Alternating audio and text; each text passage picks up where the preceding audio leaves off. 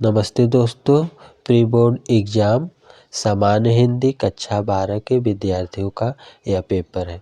आपका इसमें सभी प्रश्नों को बता रहे हैं। आपका पहला प्रश्न है, इसमें जो है बहुविकल्पी प्रश्न है। पहला प्रश्न है, पर्दा कहानी के लेखक हैं तो प्रेमचंद, अमरकांत, जयशंकर प्रसाद, यशपाल। तो पर्दा कहानी के लेखक यशपाल हैं। ऑप्शन आपका 4 वाला यशपाल सही हो जाएगा। अगला प्रश्न आपका है चिंतामणि किस विधा की रचना है? तो चिंतामणि जो है रामचंद्र शुक्ल की निबंध है। तो ऑप्शन तीसरा आपका सही हो जाएगा, निबंध। निबंध चिंतामणि जो है क्या है? यह एक निबंध है। किसका निबंध है? तो रामचंद्र शुक्ल जी का यह निबंध है। तो ऑप्शन आपका तीसरा सही हो जाएगा। अगला प्रश्न आपका, निम्नलिखित में से कौन सी रचना उपन्यास विधा की रचना है? तो उपन्यास विधा की रचना जो है आपका बाणभट्ट की आत्मकथा।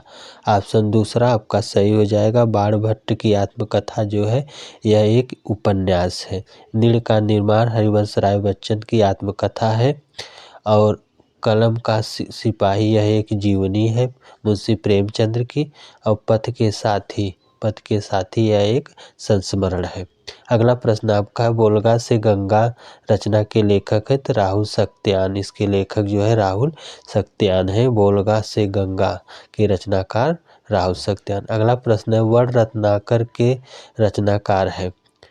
तो वर्ण रत्नाकर के रचनाकार ऑप्शन सी आपका तीसरा सही हो जाएगा, ज्योतिश्वर ठाकुर। ज्योतिश्वर ठाकुर जो है वर्ण रत्नाकर के रचनाकार है। तो ऑप्शन तीसरा आपका सही हो जाएगा।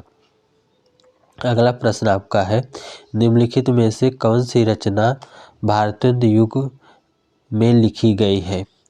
तो भारतेंदु युग में लिखी गई रचना जो है प्रेम माधुरी। प्रेम माधुरी भारतेंदु जी की जो है रचना है। तो प्रेम माधुरी जो है भारतेंदु युग में लिखी गई रचना है। सभी प्रश्न आपको ध्यान से पढ़ लीजिए, पेपर में आए हुए प्रश्न प्री बोर्ड में और आगे आएगा। अगला प्रश्न आपका है, निम्नलिखित में से कौन सा ग्रंथ रीतिकाल में लिखा गया है?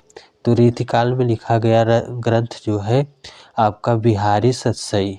ऑप्शन चौथा सही हो जाएगा। बिहारी लाल द्वारा जो है लिखा गया बिहारी सतसई है। अगला प्रश्न आपका है, वैदेही वनवास के रचयिता हैं।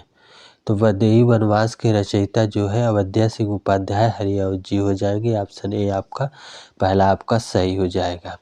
पहला ऑप्शन आपका सही हो जाएगा। अगला प्रश्न आपका है, जयशंकर प्रसाद की किस रचना के नायक मनु है? अगला प्रश्न आपका है, जयशंकर प्रसाद के किस रचना के नायक मनु है? इनकी जयशंकर प्रसाद का महाकाव्य है कामायनी। कामायनी के जो है दो नायक है मनु और उनकी नायिका जो है श्रद्धा है और नायक कौन है? मनु है। तो ऑप्शन आपका तीसरा सही हो जाएगा, कामायनी।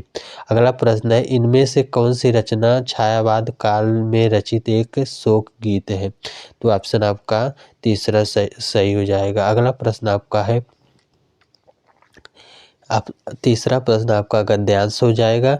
दिए गए गद्यांश आधारित निम्नलिखित प्रश्नों का उत्तर दीजिए। तो आपको गद्यांश ध्यान से पढ़ने हैं, जो रेखांकित है उसको भी आपको व्याख्या करना रहेगा। तो रविंद्रनाथ ने इस भारतवर्ष को महामानव समुद्र कहा है। विचित्र देवा है, वहाँ असुर आए, आर्य आए, शक आए, हुर आए, नाग आए, यक्ष आए, गंधर्व आए। न जाने कितनी मानव जातियाँ यहाँ आई और आज के भारतवर्ष को बनाने में अपना हाथ लगा गई। तो लास्ट में आप देखेंगे अशोक की भी अपनी स्मृति परंपरा है। तो आपका पाठ हो जाएगा अशोक। अशोक जो आपका कक्षा 12 का पाठ है अशोक, उसी से यह गद्यांश लिया गया है, अशोक पाठ से।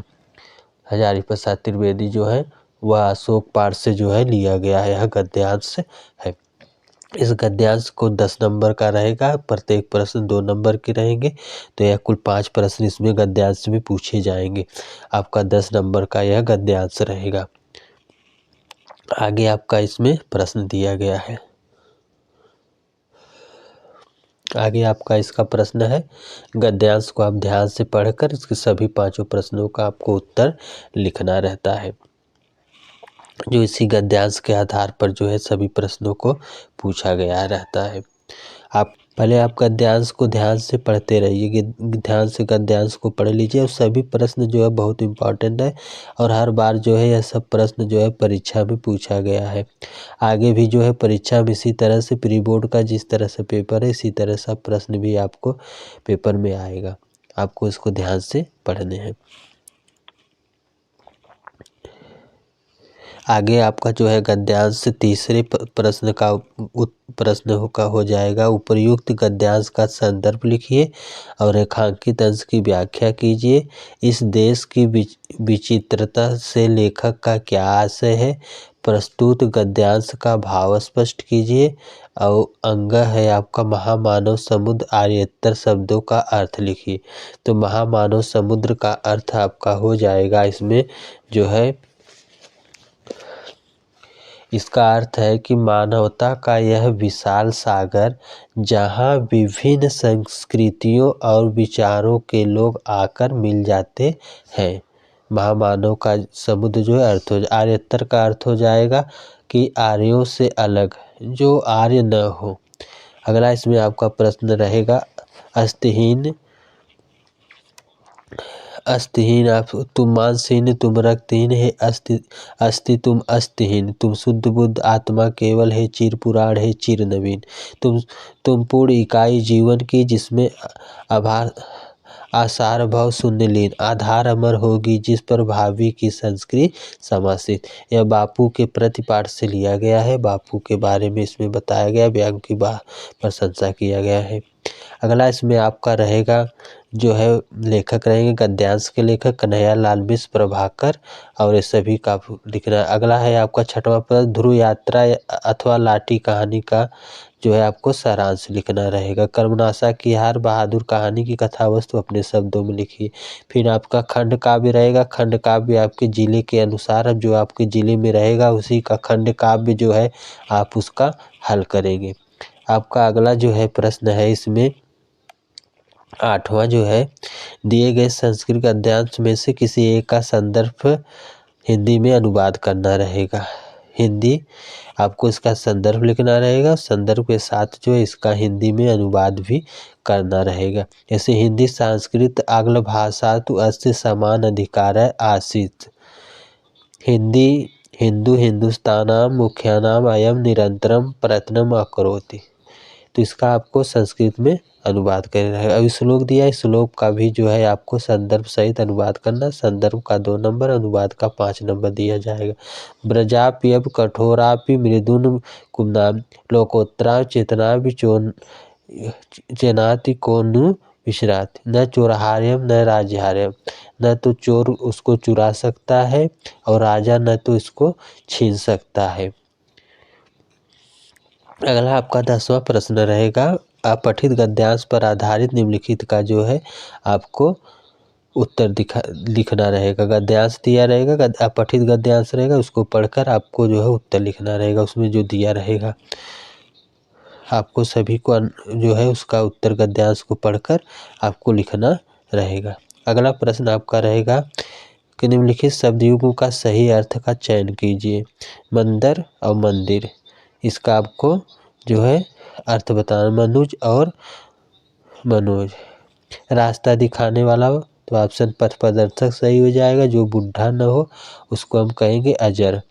उसके बाद निम्नलिखित में से किन्हीं 2 वाक्यों को शुद्ध करके लिखना रहेगा आपको।